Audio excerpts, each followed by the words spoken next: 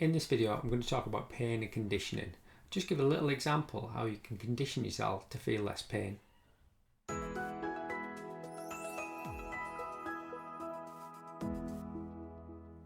Hi, my name's Drew Coverdale. I'm a physiotherapist and author of The Pain Habit. I talk about all things pain and help patients change and let go of their persistent pain. Welcome to the Pain Habit YouTube channel.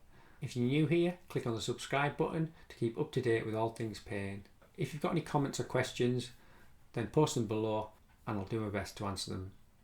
This video just gives you an example of how it's quite easy to condition yourself to feel less pain.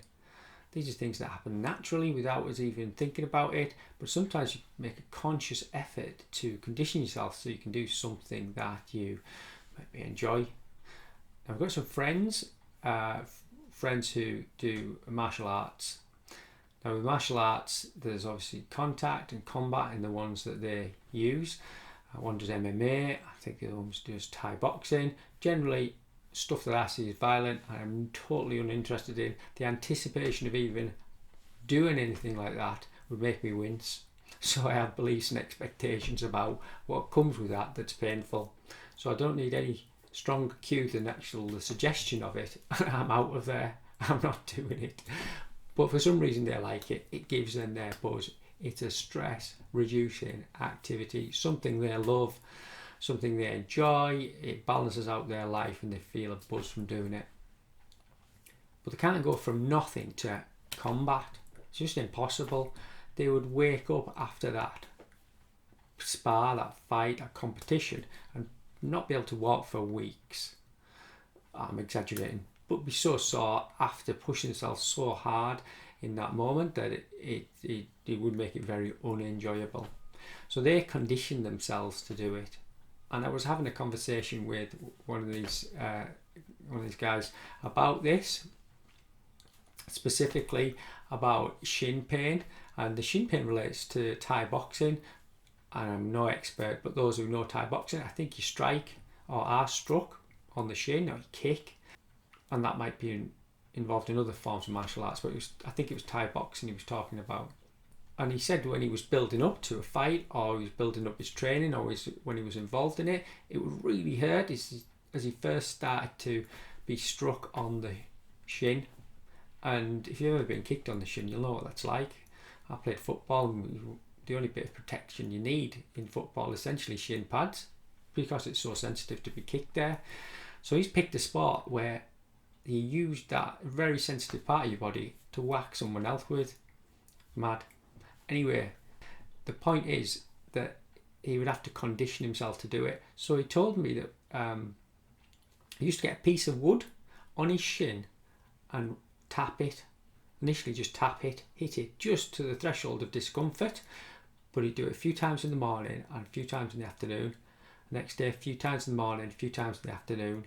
Now it sounds crazy, but actually that mechanism of striking the shin like that gives a painful response, or just under a painful response, the body starts to adapt to it, so it no longer sees it as that same level of pain. I can't remember the timeline. I'm going to maybe try and tag him into the video to see if he can tell me what that took. And there might be other people who know if they want to share that information. I'm guessing 2 or 3 months for that body's physiological responses to adapt to that, maybe longer, maybe shorter. He actually said, I hit my shin with a piece of wood. So the first time you hit that shin with a piece of wood, it hurts. Now whether that's 4 weeks, 6 weeks, 8 weeks, 12, to the point where it no longer hurts him, the wood is striking him at exactly the same place, in exactly the same intensity as when he first started, that was painful, and now it is no longer painful. So the body adapts to that. It adapts to it. It adapts to the stimulus. The context is very specific. So as long as he is expecting the potential for that stimulus to occur, if it does, it's no big deal. He'd prefer not to have it, and he won't be numb to the actual sensation. It's just it won't be as painful as it was at the start, and that's relevant for the period he's in that context. Remember, it's very context specific. So although you condition yourself for the particular sport and your mindset's focused on that sport, so all the encoding for that kicks in that moment. If you were laid in bed and all of a sudden someone hit you in the shin with a piece of wood at the same intensity, believe me, you'd soon jump. So these contexts can switch on a pain mechanism and they can switch it off. So just have a think about that. If you have context where your pain is more obvious to you, or your pain is worse or even better. So certain contexts might take your pain up, or certain contexts may take your pain down. It takes the sensitivity for that to be triggered up, or it takes the sensitivity for that triggering to be down. So pain and conditioning is changeable. It is never fixed in time. So this gives us a lovely clue as to how we can approach treating pain, especially persistent pain, in a way that gradually conditions the person to see that stimulus that's currently painful and maybe the result of behaviours that have taken that sensitivity of their system up. We can start to reverse it.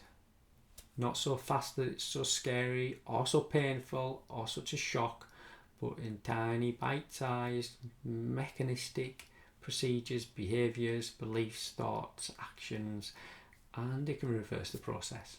My name's Drew Coverdale. Thanks for watching this video today, and take a little bit more time out for yourself to plan the next step in your recovery.